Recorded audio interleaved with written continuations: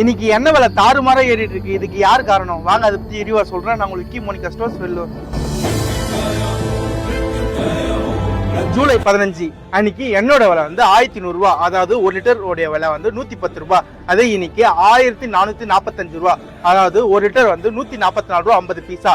இந்த 4 வாரத்துல எண்ணெயோட விலை 34 ரூபா 50 பைசா இருக்கு.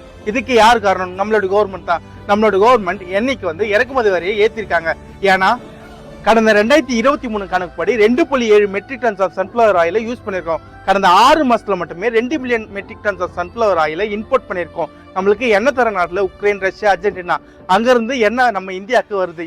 இதுக்குதான் நம்மளோட கவர்மெண்ட் இறக்குமதி வரியை விதிச்சிருக்காங்க. இதுக்கு என்ன ரீசன் சொல்றாங்கன்னா, விலைவாசி உயர்ந்தாதான் விவசாயிகள் விளைவிப்பாங்க. அதான் விவசாயிகள் விளைவிச்சாலும் அது அடிமாட்டு விலைக்கு தான் வாங்கிட்டு போவாங்க. இதால பாதிக்கப்பட போறது ஏழை மக்களும் தெருவோர வியாபாரிகள் தான்.